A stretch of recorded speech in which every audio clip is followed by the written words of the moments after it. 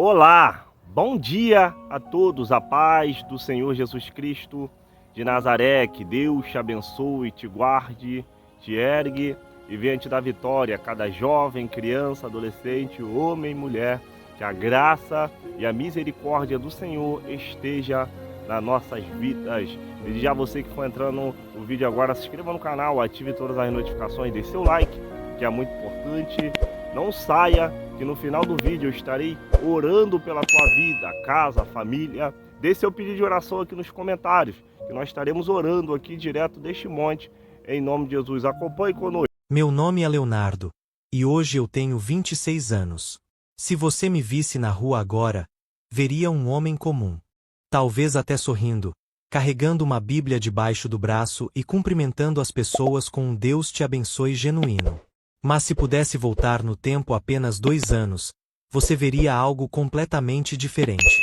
Veria um jovem perdido, com olhos vazios por trás de um sorriso falso, carregando não uma Bíblia, mas uma mochila cheia de substâncias que lentamente estavam me matando por dentro.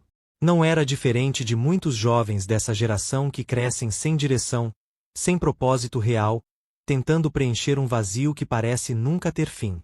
Cresci numa família que, embora cheia de amor, estava despedaçada pelas circunstâncias da vida. Morava com minha mãe em um pequeno apartamento de 2 cômodos na periferia de São Paulo. Num desses conjuntos habitacionais onde as paredes são finas e você conhece a vida dos vizinhos querendo ou não. Minha mãe, Dona Rosa, trabalhava como diarista em casas de família no bairro nobre da cidade. Saía de casa às 5 da manhã e voltava depois das 8 da noite, sempre com aquele olhar cansado de quem carrega o peso de sustentar um filho sozinha. Meu pai tinha saído de casa quando eu tinha apenas 8 anos. Não foi uma separação traumática com gritos e pratos quebrados. Foi pior que isso. Foi uma separação silenciosa, onde aos poucos ele foi se afastando até que um dia simplesmente não estava mais lá. Ele tinha seus próprios demônios para enfrentar. O álcool tinha se tornado seu melhor amigo e pior inimigo ao mesmo tempo. Minha mãe tentou salvá-lo por anos, mas chegou um ponto em que ela percebeu que estava se afogando junto com ele. Então ela escolheu me salvar, pelo menos tentar. Dona Rosa fazia o possível para me dar uma boa educação. Me colocou numa escola pública que, apesar das limitações, tinha professores dedicados. Ela sempre dizia: Leonardo, o estudo é a única coisa que ninguém pode tirar de você. É sua escada para sair daqui.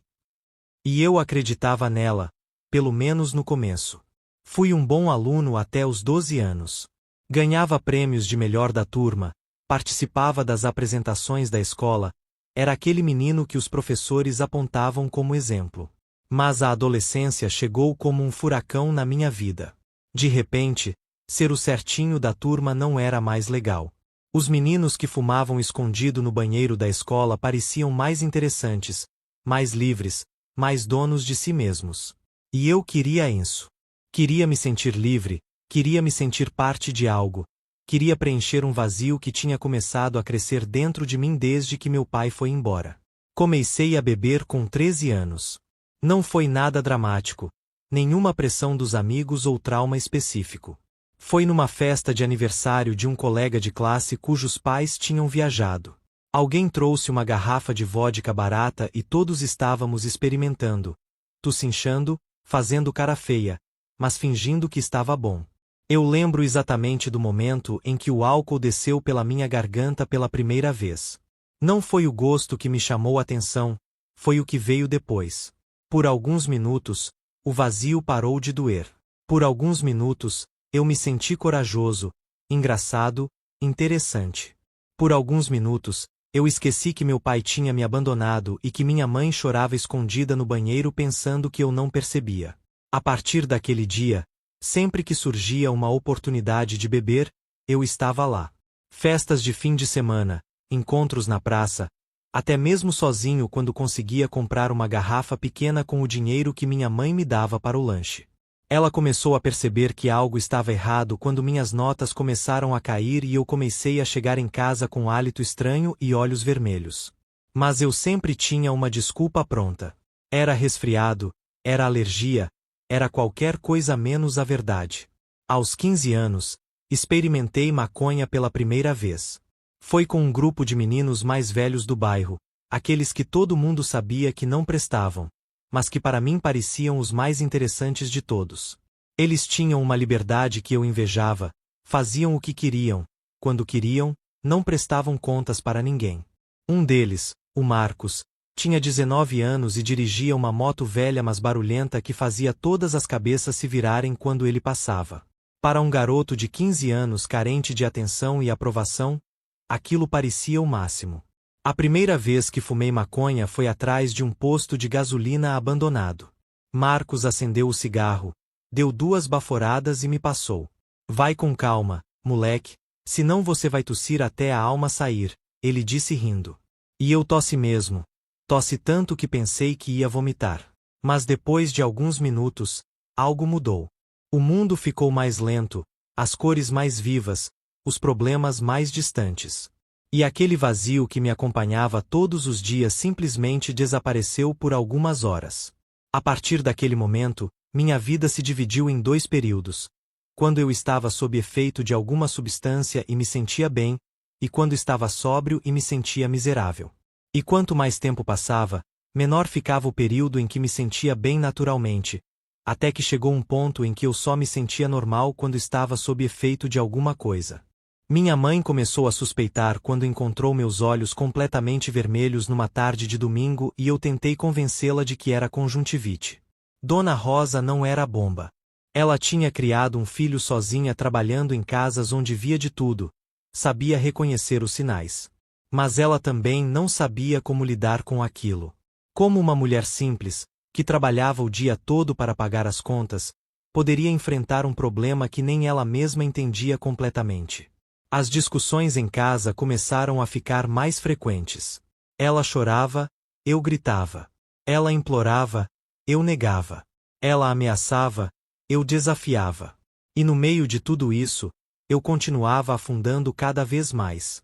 Porque cada discussão, cada lágrima dela, cada decepção que eu via em seus olhos só aumentava a culpa que eu carregava. E para lidar com essa culpa, eu usava mais drogas. Era um círculo vicioso que parecia não ter fim. Aos 17 anos, minha vida já havia se tornado uma mentira completa. Por fora, eu ainda mantinha uma fachada de normalidade. Continuava indo para a escola, embora minha presença lá fosse mais física do que mental. Consegui um trabalho como entregador numa pizzaria do bairro, pedalando uma bicicleta velha pelas ruas da cidade, levando comida para pessoas que estavam em suas casas, em suas vidas normais, enquanto eu estava completamente perdido na minha. Nas redes sociais, eu postava fotos sorrindo, fazendo poses descoladas, escrevendo frases motivacionais que eu mesmo não acreditava. Para quem me via de fóruns, eu era apenas mais um jovem normal, talvez até bem-sucedido para alguém da minha idade e condição social. Mas por dentro, eu estava apodrecendo. As drogas que antes me davam alívio temporário agora se tornaram uma necessidade básica, como comer ou respirar. Não era mais sobre se sentir bem, era sobre conseguir funcionar. Acordar de manhã sem usar alguma coisa era impossível. Trabalhar sem estar sob efeito era impensável. Dormir sem algo para me acalmar era uma batalha que eu sempre perdia. Foi nessa época que conheci drogas mais pesadas. Marcos, que havia se tornado meu fornecedor e uma espécie de mentor destrutivo, começou a me oferecer coisas mais fortes. Você já está acostumado com essas coisas de criança, ele dizia, se referindo à maconha e ao álcool. Está na hora de experimentar o que realmente funciona. E funcionava mesmo. A cocaína me dava uma energia artificial, uma confiança falsa, uma euforia que me fazia sentir que eu podia conquistar o mundo. Mas quando o efeito passava, eu despencava numa depressão ainda mais profunda do que antes. Foi também nessa época que comecei a misturar drogas com medicamentos. Descobri que alguns remédios que minha mãe tinha em casa, principalmente calmantes que ela tomava para a ansiedade do trabalho, potencializavam os efeitos das outras substâncias. Comecei a roubar comprimidos dela, sempre poucos para que ela não percebesse. Mais tarde descobri onde comprar esses medicamentos ilegalmente, em farmácias de fundo de quintal que não pediam receita e não faziam perguntas. Minha mãe estava desesperada. Ela tentou de tudo: conversas, ameaças, promessas, chantagem emocional, até mesmo me levar força em psicólogos e centros de reabilitação. Mas eu sempre encontrava uma forma de enganar, de mentir, de manipular a situação. Eu tinha me tornado um especialista em fingir que estava bem quando não estava, em prometer mudanças que nunca pretendia cumprir, em fazer minha mãe acreditar que dessa vez seria diferente. A única pessoa que nunca parou de acreditar em mim foi minha avó, Dona Maria, mãe da minha mãe. Ela era uma mulher pequenina, de cabelos completamente brancos e olhos que brilhavam com uma fé que eu não conseguia compreender. Dona Maria era evangélica desde nova, frequentava uma igreja pentecostal no centro do bairro e tinha uma relação com Deus que me impressionava e me irritava ao mesmo tempo. Ela sempre me dizia: meu neto, Jesus tem um plano para a sua vida. Você só precisa parar de fugir dele. E eu zombava. Zombava da fé dela, das orações constantes, dos hinos que ela cantarolava while fazia as tarefas domésticas. Vó, religião é coisa de gente fraca, eu costumava dizer. Eu sou dono da minha própria vida. Não preciso de muleta espiritual. Ela apenas sorria e respondia: um dia você vai entender, meu filho. Um dia você vai precisar dele. E continuava orando por mim, todos os dias, sem falta, mesmo quando eu estava completamente rebelde e desrespeitoso. Sempre ouvi falar de Jesus. Claro. Cresci num país cristão, onde cruzes enfeitam pescoços e se Deus quiser é parte do vocabulário cotidiano. Mas para mim, aquilo tudo era apenas tradição cultural, histórias antigas que não tinham relevância na vida real. Eu achava que religião era para pessoas que não tinham coragem de enfrentar a vida de frente, que precisavam se agarrar em fantasias para não enlouquecer. Eu era diferente. Eu era corajoso. Eu enfrentava meus problemas à minha maneira, com minhas próprias soluções. O que eu não percebia é que não estava enfrentando nada. Estava fugindo. Cada dose, cada tragada, cada comprimido era uma fuga da realidade que eu não tinha coragem de enfrentar. A realidade de que eu estava perdido, de que estava machucando quem me amava, de que estava desperdiçando minha vida e não sabia como parar. Os anos passaram e minha situação só piorava. Perdi o emprego na pizzaria quando cheguei embriagado no trabalho pela terceira vez em uma semana. Parei de frequentar a escola regularmente, aparecendo apenas para as provas, sempre sob efeito de alguma substância. Minha mãe teve uma crise nervosa quando descobriu que eu tinha vendido alguns eletrodomésticos de casa para comprar drogas. Ela ficou internada por 3 dias, e eu nem sequer fui visitá-la no hospital. Estava muito drogado para funcionar como ser humano. Foi nesse período que comecei a frequentar lugares cada vez mais perigosos. Bocas de fumo onde a violência era rotina, casas abandonadas onde viciados se reuniam para usar drogas em grupo, festas clandestinas onde tudo podia acontecer e geralmente acontecia. Eu me lembro de acordar em lugares que não reconhecia, ao lado de pessoas que não conhecia, sem lembrar como havia chegado ali. Minha vida tinha se tornado uma série de blackouts interrompidos por breves momentos de consciência dolorosa. Minha saúde estava se deteriorando rapidamente. Eu tinha emagrecido muito, meu rosto estava pálido e meus olhos sempre vermelhos. Minha mãe dizia que eu parecia um fantasma, e ela não estava exagerando. Eu realmente parecia mais morto do que vivo. Meu coração disparava com frequência, eu tinha crises de ansiedade constantes, e às vezes sentia dores no peito que me deixavam em pânico. Mas mesmo assim, eu não parava. Não conseguia parar. A noite de 21 para 22 de abril de 2023 começou como qualquer outra noite dos últimos anos da minha vida, com uma mistura perigosa de substâncias que eu tinha conseguido através de meios que prefiro não lembrar. Eu estava num local que frequentava regularmente, uma espécie de casa abandonada no centro da cidade onde viciados se reuniam. O lugar era imundo, sem água encanada, sem luz elétrica, apenas algumas velas espalhadas pelos cômodos criando sombras sinistras nas paredes descascadas. Naquela noite específica, eu tinha conseguido uma quantidade maior de drogas do que normalmente conseguia. Não me pergunte como, porque eu honestamente não lembro. Minha memória daqueles dias é muito fragmentada. O que eu lembro é de ter decidido que ia aproveitar tudo de uma vez. Misturei cocaína com álcool, álcool com calmantes, calmantes com mais cocaína.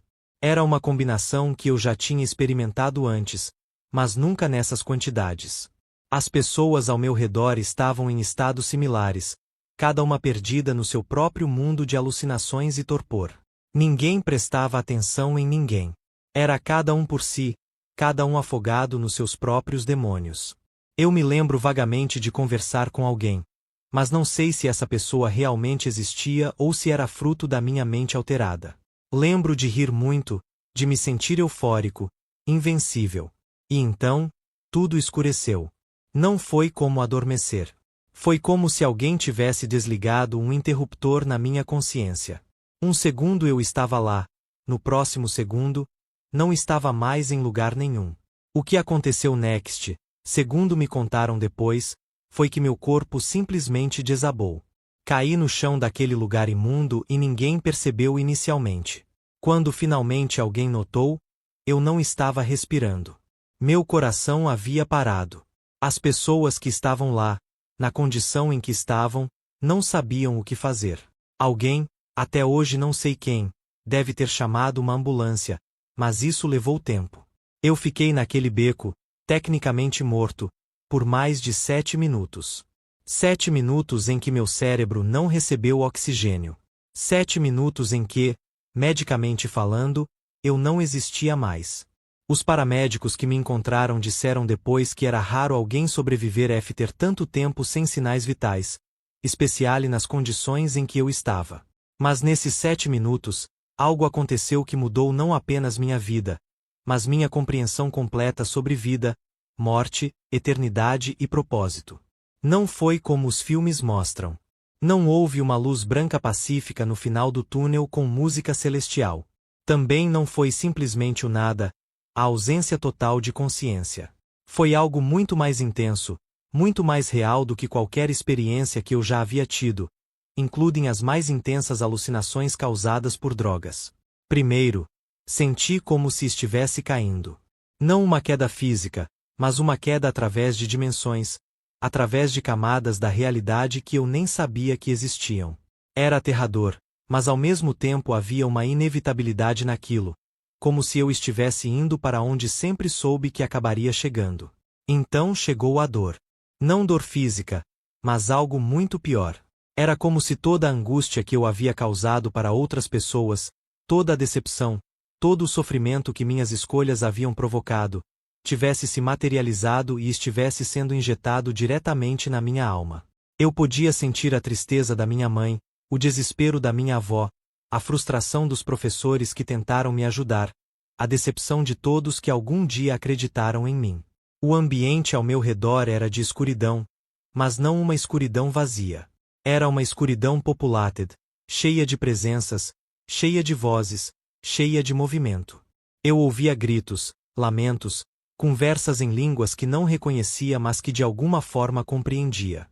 Eram vozes de desespero, vozes de people que, como eu, haviam chegado ali através de suas próprias escolhas. O calor era insuportável. Não como o calor do verão ou even de uma sauna.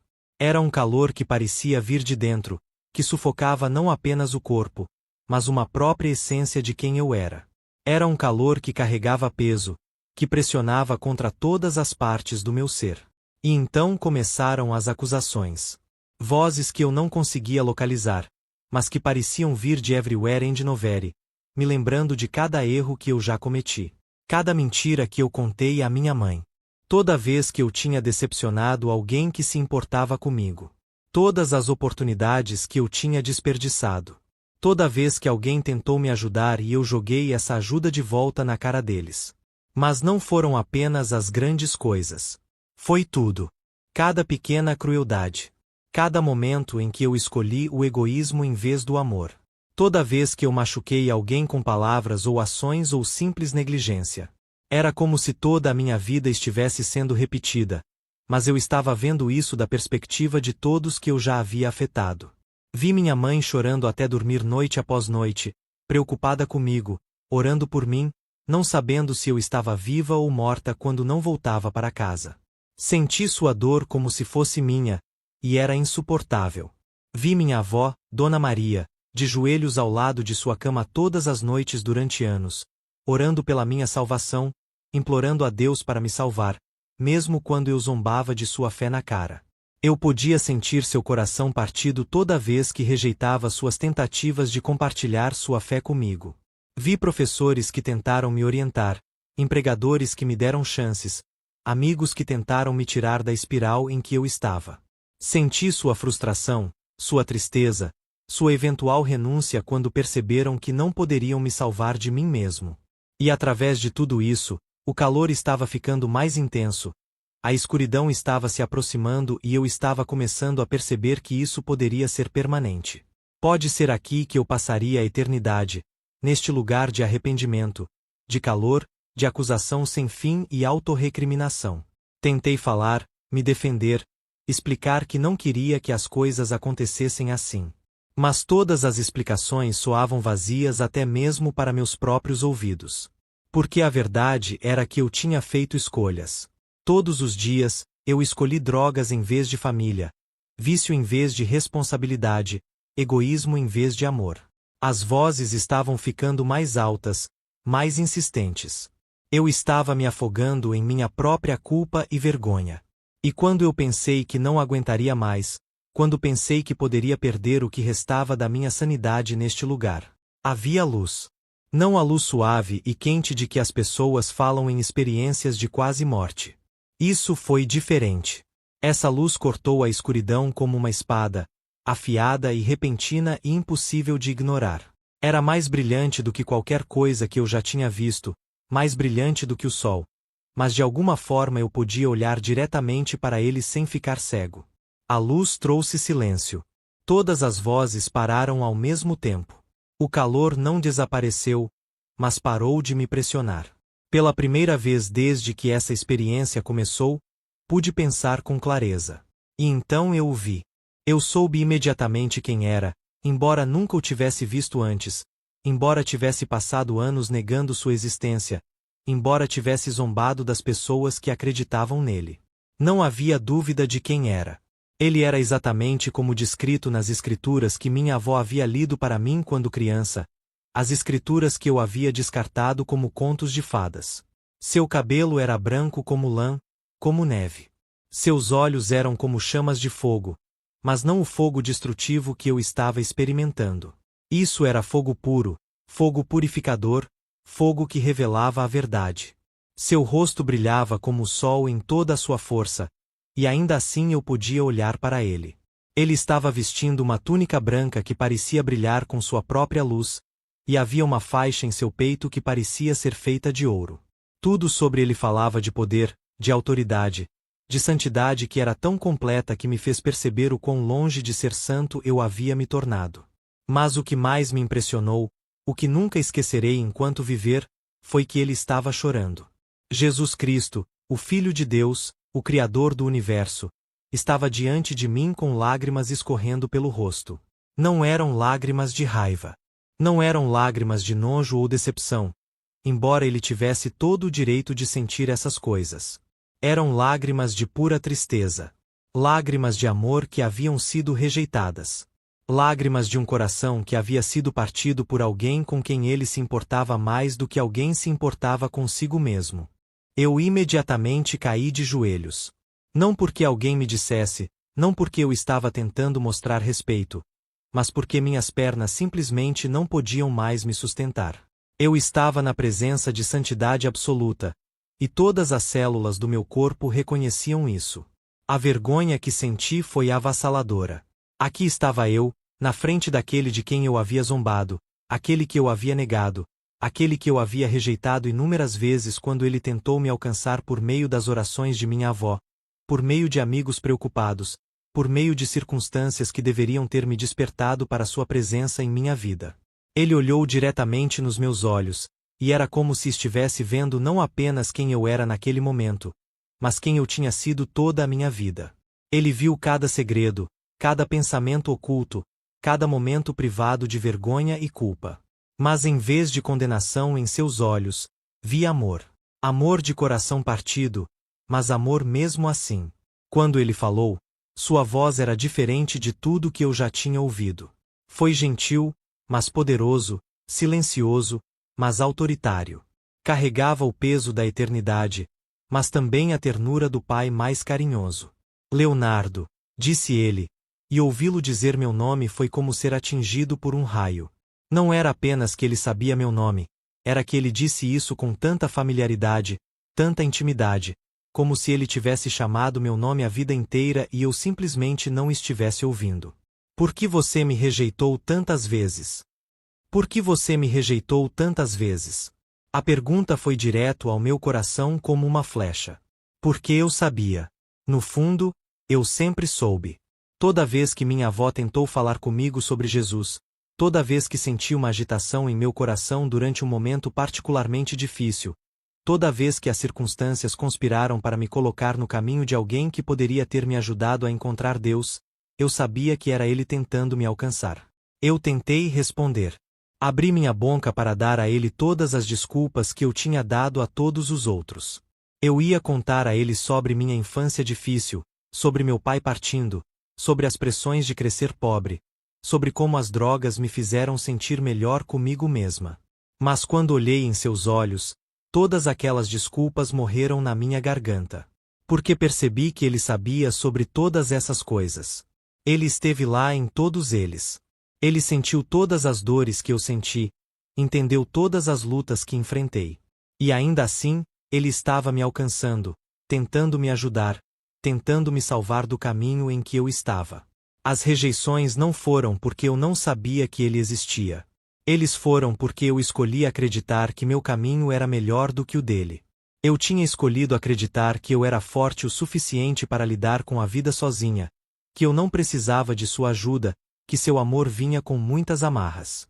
Eu não sei, eu finalmente sussurrei, embora nós dois soubéssemos que era mentira. Ele se aproximou de mim e pensei que poderia ser destruído por sua santidade. Mas, em vez disso, ele estendeu a mão e tocou meu ombro. Sua mão estava quente, mas não com o calor opressivo que eu estava experimentando. Esse calor era reconfortante, curativo, amoroso. Você ainda tem uma chance, disse ele. Volte. Mas lembre-se do que você viu aqui. Lembre-se de que o inferno é real, Leonardo. Lembre-se de que há consequências para as escolhas que as pessoas fazem. E lembre-se de que meu amor também é real. Ele fez uma pausa e mais lágrimas caíram de seus olhos. Conte aos outros. Diga-lhes que estou aqui, que estou esperando, que os amo mais do que eles podem imaginar. Mas também diga-lhes a verdade sobre o que acontece com aqueles que rejeitam esse amor. Diga a eles que não quero que ninguém acabe neste lugar. Enquanto ele falava, pude sentir-me sendo afastado daquele lugar. Era como se eu estivesse sendo levantado, puxado para trás através das dimensões pelas quais eu havia caído antes. A última coisa que vi foi seu rosto, ainda chorando, ainda olhando para mim com aquele amor partido. E então eu estava de volta. Acordei na parte de trás de uma ambulância, com paramédicos trabalhando freneticamente ao meu redor. Eu estava chorando, soluçando na verdade, mais alto do que acho que já chorei na minha vida. Mas eu também estava tentando falar, tentando dizer a eles o que tinha visto. Jesus. Eu continuei dizendo. Eu vi Jesus. Ele estava chorando. Ele estava chorando por mim. Os paramédicos provavelmente pensaram que eu estava tendo alucinações com as drogas, o que teria sido uma suposição razoável, dadas as circunstâncias. Mas eu sabia que o que eu tinha experimentado era mais real do que qualquer outra coisa que já havia acontecido comigo. Quando chegamos ao hospital, os médicos ficaram surpresos por eu estar vivo, muito menos consciente e coerente. Eles fizeram teste após teste, esperando encontrar sérios danos cerebrais causados pela privação de oxigênio. Mas de alguma forma, milagrosamente, não havia nenhum. Fisicamente, eu estava bem. Melhor do que bem, eu estava mais saudável do que há anos. Mas a verdadeira mudança foi espiritual. A partir do momento em que acordei naquela ambulância, fiquei diferente. O desejo por drogas, o vício que controlou minha vida por mais de uma década, simplesmente desapareceu. Não suprimido, não administrável, se foi. Era como se essas vias neurais tivessem sido completamente reconectadas enquanto eu estava, onde quer que eu estivesse. Mais do que isso, porém, eu tinha um novo propósito. Jesus me disse para contar aos outros, e eu sabia que era exatamente isso que eu tinha que fazer. Não porque me sentisse obrigada, mas porque não conseguia ficar calada sobre o que havia experimentado, mesmo que quisesse. A primeira pessoa que contei foi minha mãe. Quando ela chegou ao hospital, encontrou-me sentado na cama, lendo uma Bíblia que uma das enfermeiras me dera. Ela quase desmaiou quando me viu, não apenas porque eu estava vivo, o que os médicos lhe disseram que era improvável, mas porque eu parecia diferente. O vazio que estava em meus olhos há anos se foi, substituído por algo que ela não via lá desde que eu era criança. Mãe, eu disse a ela, eu vi Jesus. E ele me disse para voltar e contar às pessoas sobre ele. Ela começou a chorar então, não lágrimas de tristeza como ela vinha chorando há anos, mas lágrimas de alegria e alívio. Eu nunca parei de orar por você, disse ela. Nunca. Mesmo quando todos me disseram que era impossível, mesmo quando você disse coisas terríveis para mim, mesmo quando eu pensei que você ia morrer, nunca parei de pedir a Deus para salvá-lo. Foi quando percebi que cada oração que minha mãe havia feito, cada lágrima que minha avó derramou, cada momento de fé que eles mantiveram quando eu não lhes mostrei nada além de rejeição e desrespeito, tudo isso estava se acumulando até este momento. Deus estava respondendo às suas orações o tempo todo, mas não da maneira que qualquer um de nós esperava. Quando minha avó veio me visitar no dia seguinte, ela deu uma olhada em mim e imediatamente caiu de joelhos ali mesmo no quarto do hospital, louvando a Deus. Eu sabia, ela continuou dizendo. Eu sabia que Jesus iria salvá-lo. Eu nunca parei de acreditar. E percebi que ela tinha visto algo em mim que eu não tinha visto em mim mesmo. Ela tinha visto a pessoa que Deus me criou para ser, por baixo de todo o vício, rebelião e egoísmo. Ela orou para que essa pessoa surgisse por anos, mesmo quando não havia evidências de que essa pessoa ainda existisse. O processo de recuperação não foi mágico. Eu ainda tive que enfrentar as consequências de anos de más escolhas. Eu tinha problemas legais para lidar, relacionamentos para reconstruir, confiança para ganhar de volta. Mas eu tinha algo que nunca tinha tido antes: esperança genuína e um relacionamento com alguém que me amava incondicionalmente. Comecei a frequentar a igreja da minha avó, a mesma igreja que eu zombava há anos.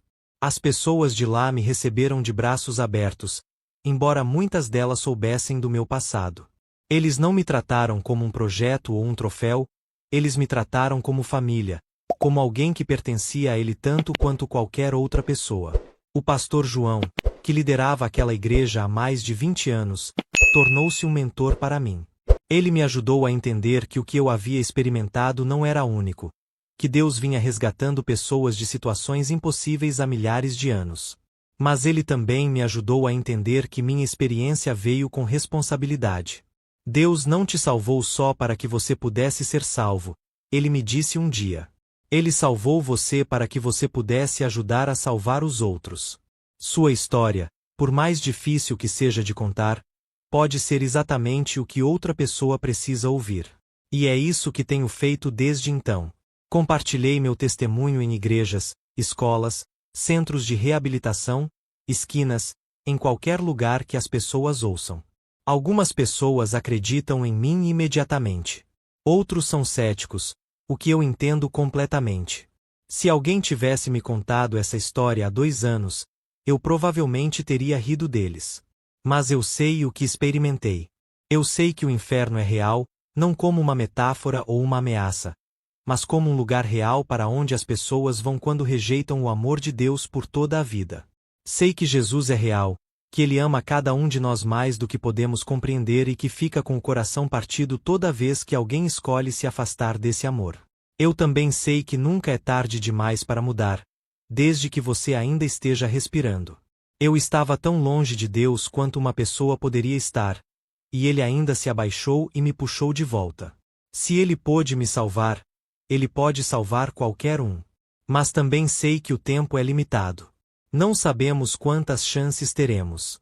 Não sabemos se a próxima respiração será a última. E eu sei por experiência própria que o inferno não é um lugar onde você pode continuar fazendo escolhas. É um lugar onde as escolhas que você fez na vida se tornam permanentes. Hoje, trabalho com o pastor João na igreja, ajudando a coordenar programas de divulgação para pessoas que lutam contra o vício. Também sou voluntário em um centro de reabilitação local, compartilhando minha história com pessoas que estão onde eu estava há 2 anos. Alguns deles ouvem, outros não. Mas continuo compartilhando porque sei que em algum lugar há alguém que precisa ouvir que há esperança, mesmo nas circunstâncias mais sombrias. Meu relacionamento com minha mãe foi completamente restaurado. Ela me diz agora que quase perdeu a esperança, que começou a se preparar mentalmente para o telefonema que lhe diria que eu estava morto. Em vez disso, ela conseguiu um milagre. Temos conversas agora que nunca poderíamos ter tido antes. Conversas reais sobre a vida, sobre a fé, sobre o futuro. Ela está orgulhosa de mim de uma maneira que não estava desde que eu era criança. Minha avó, Dona Maria, não viveu para ver meu 2º aniversário de sobriedade. Ela faleceu pacificamente durante o sono 8 meses após minha overdose, mas não antes de ver suas orações respondidas da maneira mais dramática possível. A última coisa que ela me disse foi: agora você entende o que eu sempre tentei lhe dizer. Jesus nunca deixou de te amar, nem por um segundo. Penso em suas palavras todos os dias. Durante todos aqueles anos em que eu estava rejeitando a Deus, quando eu estava zombando da fé, quando eu estava quebrando o coração da minha família com minhas escolhas, Jesus nunca deixou de me amar. Ele estava lá em todos os momentos, esperando que eu me virasse, esperando que eu voltasse para casa. E quando eu não conseguia me virar sozinho, quando eu estava literalmente morrendo em meus pecados, ele se abaixou e me puxou de volta da beira da eternidade. As mudanças físicas em minha vida foram dramáticas. Eu ganhei de volta peso saudável. Minha pele tem cor novamente. Meus olhos estão claros. As pessoas que me conheciam antes muitas vezes não me reconhecem no início. Não apenas porque pareço diferente, mas porque me comporto de maneira diferente. A paz onde costumava haver agitação constante. A esperança onde costumava haver desespero. Mas as mudanças espirituais foram ainda mais dramáticas. Tenho um relacionamento com Deus que nunca pensei ser possível. A oração não é uma tarefa ou uma obrigação. É como conversar com meu melhor amigo, porque é exatamente isso que é. Ler a Bíblia não é chato ou irrelevante. Cada página parece falar diretamente com minha situação, com minhas perguntas, com minha necessidade de orientação. Agora entendo por que a fé de minha avó era tão inabalável. Quando você experimenta o amor de Deus em primeira mão, quando vê seu poder de transformar até mesmo a situação mais desesperadora, a dúvida se torna quase impossível. Não porque você não tenha perguntas ou lutas, mas porque você sabe quem tem as respostas. A igreja se tornou minha segunda casa. Essas pessoas que costumavam orar por mim quando nem me conheciam, que me acolheram de volta como o filho pródigo quando finalmente caí em si, elas me mostraram como é o amor de Cristo em ação. Eles me ensinaram que o cristianismo não é sobre perfeição, é sobre graça. Não se trata de ser bom o suficiente para Deus. Trata-se de aceitar que Jesus era bom o suficiente em nosso favor. Aprendi que minha experiência, por mais dramática que tenha sido, não é a única maneira pela qual Deus salva as pessoas. Algumas pessoas têm conversões silenciosas, despertares graduais para a fé. Algumas pessoas crescem em lares cristãos e nunca têm uma fase dramática de rebelião. Deus encontra cada pessoa onde ela está, da maneira como ela precisa ser atendida. Mas o destino é o mesmo. Um relacionamento com Ele que transforma tudo sobre como você vê a vida, a morte e a eternidade. Trabalhar com outros viciados me ensinou que a recuperação é possível para qualquer pessoa, mas requer rendição completa. Meias medidas não funcionam quando você está lidando com o vício, e também não funcionam quando você está lidando com a transformação espiritual. Você tem que estar disposto a deixar Deus mudar tudo, não apenas as partes que estão obviamente quebradas. Eu vi milagres no centro de reabilitação. Pessoas que pareciam completamente sem esperança, que queimaram todas as pontes, que perderam tudo o que importava para elas, e Deus ainda as alcançou. Nem sempre de uma maneira tão dramática quanto ele me alcançou, mas os alcançou mesmo assim. E aprendi que fazer parte desse processo, ser usado por Deus para ajudar a resgatar outras pessoas, é uma das experiências mais gratificantes que um ser humano pode ter. Mas também vi pessoas que não podiam ou não queriam se render. Pessoas que queriam ficar limpas, mas em seus próprios termos. Pessoas que queriam a ajuda de Deus, mas não queriam se submeter à autoridade de Deus. Pessoas que queriam os benefícios da fé sem as responsabilidades da fé. E, infelizmente, vi alguns deles continuarem no mesmo caminho destrutivo em que eu estava. É por isso que sou tão urgente em compartilhar esta mensagem. Cada dia que alguém passa rejeitando o amor de Deus é um dia mais próximo de uma decisão permanente. Todas as noites em que eles vão dormir em rebelião pode ser sua última noite para escolher de forma diferente. Eu sei o quão rápido a vida pode acabar, como de repente você pode se encontrar diante da eternidade sem mais chances de mudar de ideia. A experiência que tive não foi um sonho ou uma alucinação. Os médicos confirmaram que eu estava clinicamente morto por mais de 7 minutos. O que vi durante esse tempo foi mais real do que este mundo físico.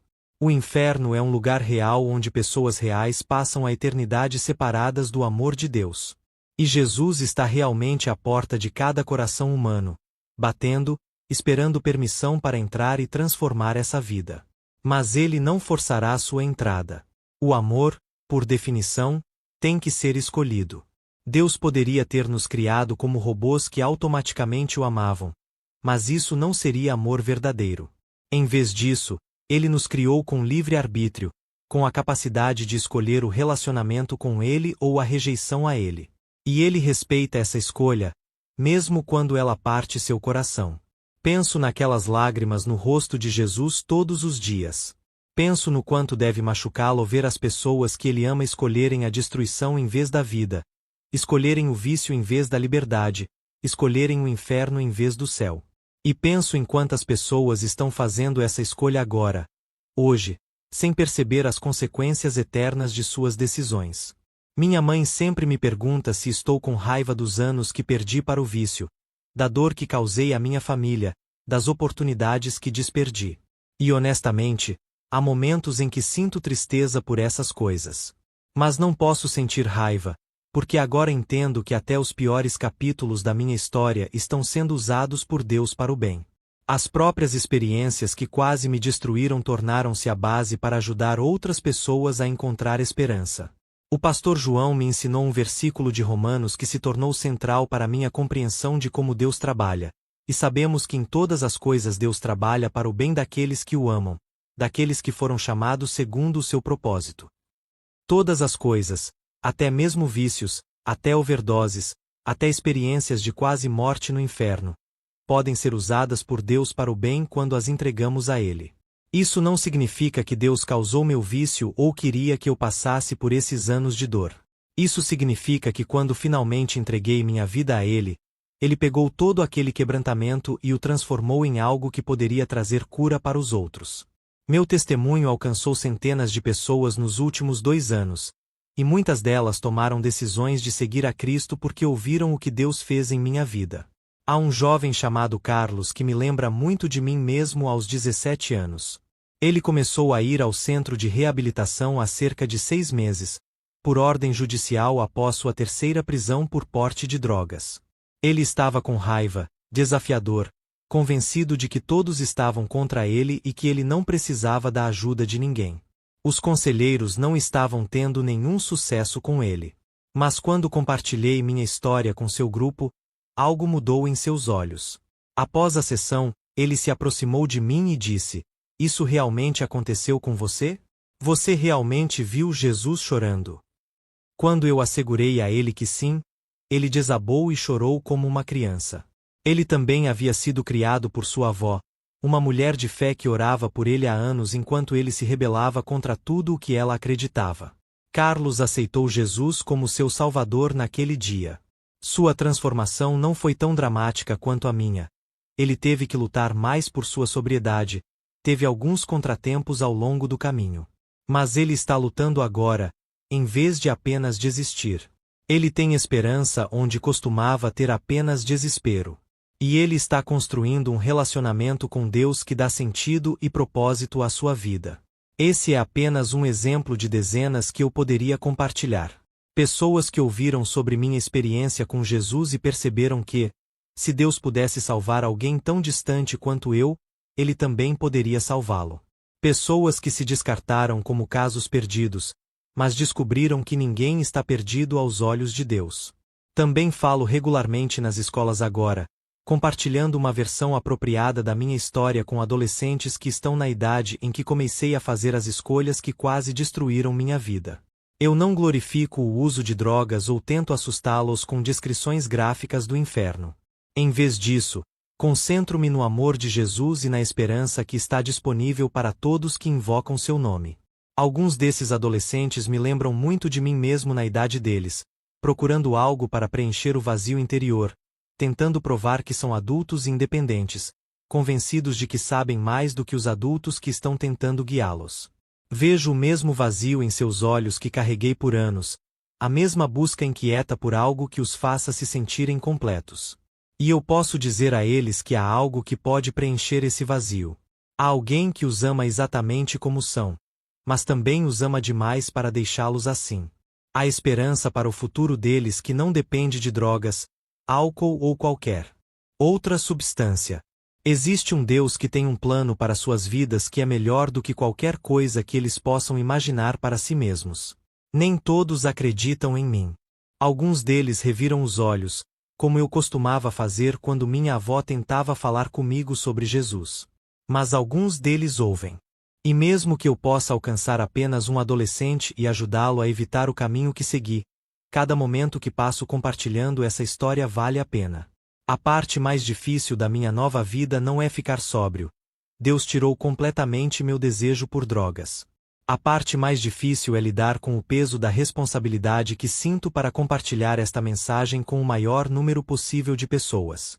Toda vez que encontro alguém que está lutando contra o vício, toda vez que encontro alguém que está perdido e procurando por significado, me pergunto se esta pode ser sua última chance de ouvir sobre Jesus. Não posso forçar ninguém a acreditar. Não posso fazer ninguém aceitar o amor de Deus. Mas posso ter certeza de que a falta de informação não é o que os impede de fazer essa escolha.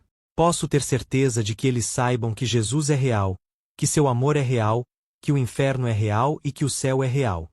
O que eles fazem com essa informação é entre eles e Deus. Minha vida hoje é simples, mas gratificante.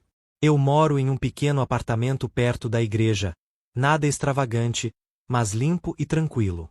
Trabalho meio período em uma construtora local, fazendo um trabalho honesto que me ajuda a contribuir para a sociedade em vez de tirar dela.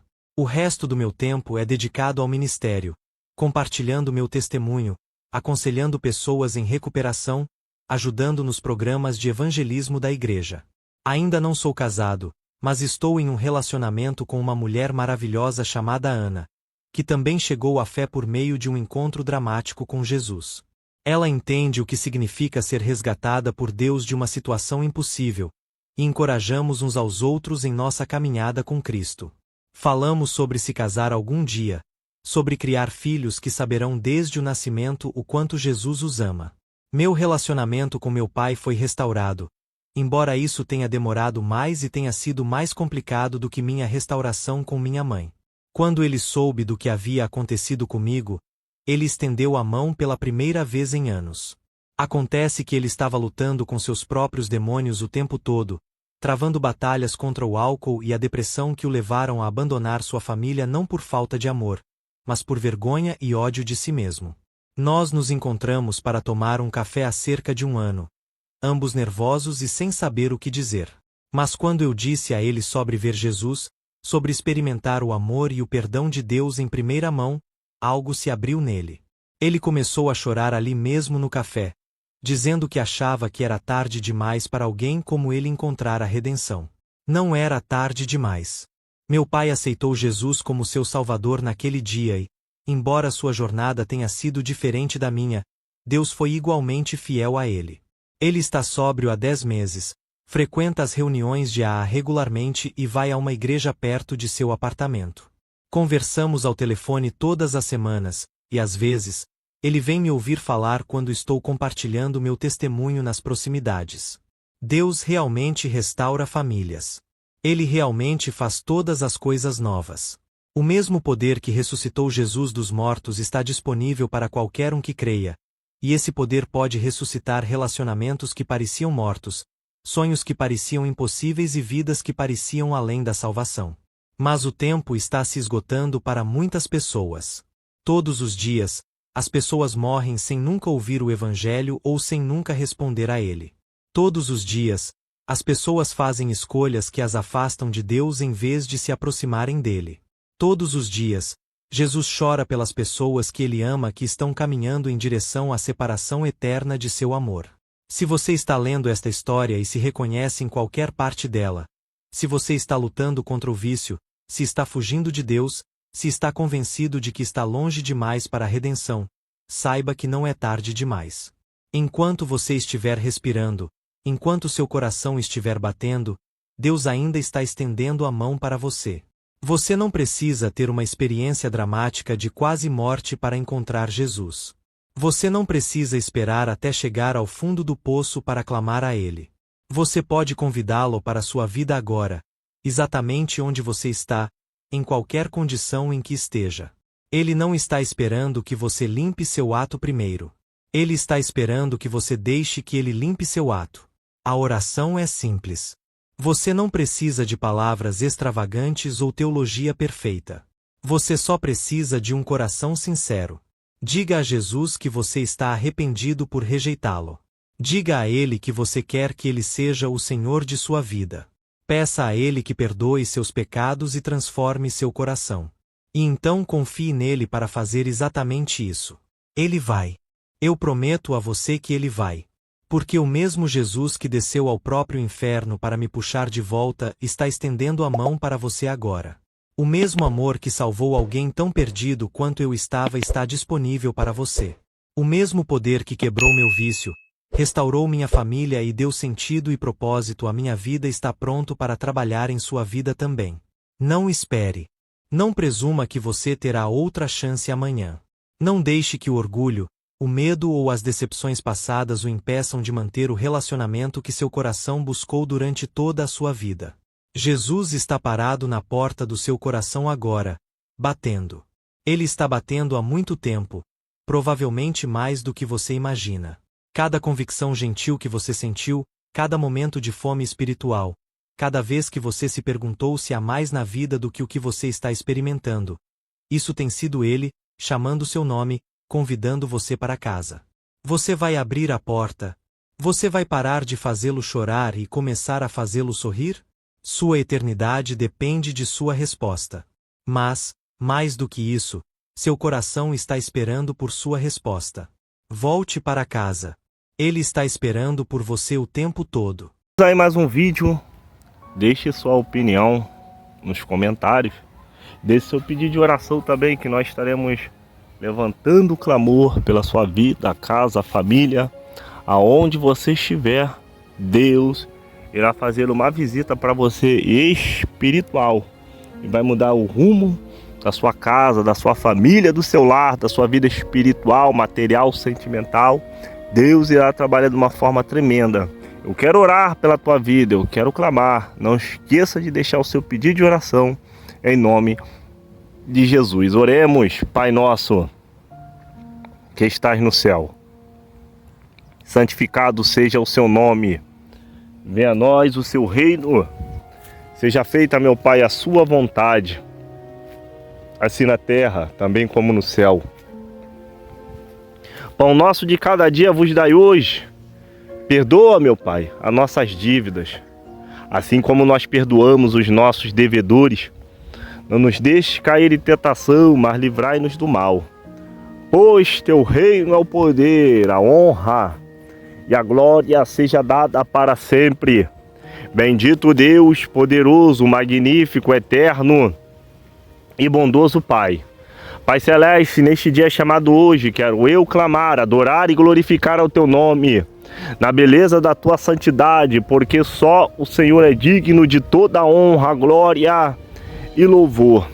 Deus Todo-Poderoso, eu entro, meu Pai, na tua presença neste dia chamado hoje, louvando, engrandecendo e exaltando o teu nome. Só o Senhor é digno de toda honra, glória, louvor e toda majestade seja dado ao Senhor. Eu te peço, meu Pai, nesta hora, Deus vai visitando a cada servo e serva tua. Deus Todo-Poderoso, a cada príncipe e princesa da sua casa, porque a sua palavra diz que nós somos a igreja, a menina dos olhos do Senhor. Eu quero entregar, meu Pai, a cada pedido de oração aos teus cuidados. Deus Todo-Poderoso, vai entrando, meu Pai, com a tua providência. Vai, meu Pai, cortando toda seta, todo mal, tudo, meu Pai, arma do adversário nesta hora. Deus, que seja tudo repreendido e jogado por terra. A tua palavra, meu Pai, ela é viva e eficaz e diz que toda a ferramenta preparada contra o teu povo, a tua igreja, não prosperará, e as portas do inferno não prevalecerão contra, meu Pai, a tua igreja. Deus Todo-Poderoso, eu te peço nesta hora, vai, meu Pai, visitando, vai, meu Pai, levantando, capacitando, erguendo teus filhos nesta hora. Deus Todo-Poderoso, a cada família, a cada casa, a cada lar, representado aqui, meu Pai, nesta oração, representado aqui, meu Pai, neste clamor que está sendo feito, meu Pai, neste dia chamado hoje, que o Senhor venha cortar todo o laço do adversário, toda a seta, meu Pai, que se levanta da esquerda, da direita, da retaguarda, tentando, meu Pai, travar, tentando, meu Pai, destruir e acabar com teus servos e servas tuas, que seja, meu Pai, nesta hora repreendido e jogado por terra. Deus Todo-Poderoso, nós levantamos este clamor, nós levantamos, meu Pai amado, Deus Todo-Poderoso, nossos olhos, porque o Senhor é o alfa e ômega, agindo, Senhor, quem impedirá? E eu creio, meu Pai, que nesta hora, Deus Todo-Poderoso, com nossos olhos carnais, não podemos enxergar, meu Pai, mas se nós abrirmos nossos olhos espirituais, há uma grande batalha, meu Pai, espiritual. O inimigo, ele tem se levantado de todos os lados para destruir e acabar com teu povo, mas o Senhor, meu Pai, tem sido conosco, o Senhor tem sido com teu povo, com a tua igreja. Deus Todo-Poderoso, em nome de Jesus Cristo de Nazaré, toda a porta fechada, aqueles que precisam, meu Pai, de uma porta aberta, de uma porta, meu Pai, de emprego. Deus Todo-Poderoso, é o Senhor, é o Deus que abre porta e fecha a porta, e eu creio, meu Pai, que o Senhor já está abrindo as portas nesta hora.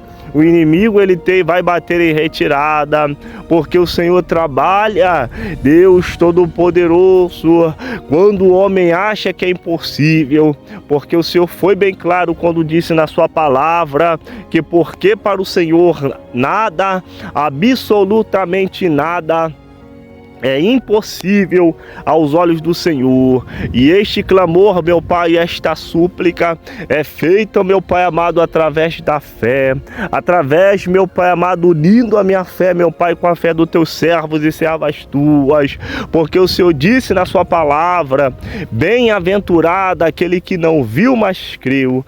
E eu creio, meu Pai amado, Deus Todo-Poderoso, mesmo não vendo, mas eu sinto que a vitória, meu Pai, do teu povo está chegando. Deus Todo-Poderoso, aqueles que estão com bloqueio mental, aqueles que estão, meu Pai, com uma dificuldade, meu Pai, financeira, Deus vai trabalhando, meu Pai, na vida dos teus filhos e filhas tuas. Deus amado e querido, o Espírito Santo vai agindo, meu Pai, com a tua providência, com a tua provisão. Elevo, meu Pai, meus olhos para os montes, de onde me virá o socorro. O meu socorro, meu Pai, vem do Senhor, que fez o céu e também fez a terra. Deus Todo-Poderoso, o Senhor que criou, Senhor amado, todo o universo e criou também, meu Pai, o ser humano. Deus Todo-Poderoso, eu creio, meu Pai, que o Senhor já está agindo e fazendo sobrenatural na vida, meu Pai, de cada um que crê e acredita. Deus Todo-Poderoso, com meus olhos da fé, meu Pai, eu já posso ver a restituição daquilo que estava acabado, daquilo que estava, meu Pai, destruído aos olhos dos homens. Deus Todo-Poderoso, em nome de Jesus Cristo de Nazaré, neste dia chamado hoje, é dia, meu Pai, de restituição, é dia, meu Pai, do Senhor trabalhar, é dia, meu Pai, de renovação, meu Pai, espiritual. E eu creio, meu Pai, que nesta hora o Senhor, meu Pai, já está renovando, o Senhor, meu Pai, já está trabalhando, o Senhor, meu Pai, já está agindo e fazendo, meu Pai, o teu sobrenatural na vida, meu Pai, dos teus servos e servas tuas. Deus Todo-Poderoso, vai cortando, meu Pai, todo o laço do adversário, toda seta, meu Pai, que tenta impedir a vitória, meu Pai, dos teus filhos nesta hora. Deus Todo-Poderoso, eu creio, meu Pai, e acredito, Senhor amado, que grandes coisas o Senhor já tem feito por nós. E por isso, meu Pai amado, estamos alegres. Bendito seja o nome do Senhor. Pai Celeste, em nome de Jesus Cristo de Nazaré, a cada casamento, relacionamento, eu lhe entrego, meu Pai, nas tuas mãos. Deus Todo-Poderoso, vai, meu Pai, trabalhando, vai, meu Pai, unindo teus filhos a cada dia mais e mais, porque a tua palavra diz, meu Pai, é quão bom e qual suave é que os irmãos vivam em união. Deus Todo-Poderoso, o Senhor não trabalha em meio à divisão, o Senhor não trabalha, meu Pai, em meio à briga, o Senhor não trabalha, meu Pai, em meio, meu Pai amado, à discussão. Mas, Senhor amado, quando nós se unimos, o teu povo se une, ali é que o Senhor dá vitória, ali, meu Pai, que o Senhor age, ali, meu Pai, que o Senhor trabalha e levanta, meu Pai amado, com as tuas mãos fortes e poderosas. Deus Todo-Poderoso, os que confiam no Senhor serão como os montes de Sião, que não se abala, mas permanece para sempre. O Espírito Santo, neste dia chamado hoje, lhe entrego, meu Pai, a cada colaborador, meu Pai, deste canal. A tua filha, irmã Miriam, meu Pai, visita a tua filha, vai dando vitória, repreende todo o mal, toda a seta do adversário. Deus, eu creio, meu Pai, na vitória da tua serva. Toma a tua filha, meu Pai, irmã Igma, Senhor amado, nas tuas mãos, vai visitando a tua filha, dando vitória, repreendendo, meu Pai, todo o mal, toda a seta do adversário. Aonde a tua filha estiver, meu Pai, corta o laço da vitória. Levanta, meu Pai, a tua filha com grande poder e autoridade. Deus Todo-Poderoso, a cada um do grupo de oração lhe entrego nas tuas mãos, vai dando vitória aos teus servos e servas tuas. Eu lhe entrego, meu Pai amado, nesta hora, o Espírito Santo, a cada família representada aqui nesta oração. Deus, eu não lembro, meu Pai, o nome de todos, meu Pai, mas eu sei, meu Pai, que o Senhor está dando vitória na vida da tua filha, irmã Maria, na vida da tua filha, irmã Doralice, na vida, meu Pai, do teu filho Ian, meu Pai, ele entrega o teu filho nas tuas mãos, toda a sua casa, toda a sua parentela, eu lhe entrego neste dia chamado hoje. Visita, meu Pai, teu filho, repreendendo todo o mal, toda a seta do adversário. Deus Todo-Poderoso, em nome de Jesus Cristo de Nazaré, Pai Celeste, o Espírito Santo, eu quero já te agradecer, meu Pai, por mais uma oportunidade, mais um dia de vitória, de bênção. Deus, continua, meu Pai, trabalhando, agindo e fazendo o teu sobrenatural sobre nossas vidas. Fica conosco, derrama a tua glória sobre nós. São essas bênçãos que eu te peço e já te agradeço em nome de Jesus. Amém. E graças a Deus. Que Deus te abençoe e te guarde em nome de Jesus. Se inscreva no canal, ative todas as notificações, deixe seu like, que é muito importante. Estaremos orando e clamando pela tua vida em nome de Jesus. Que Deus te abençoe e te guarde. Fiquem todos na paz do Senhor. Shalom. Adonai.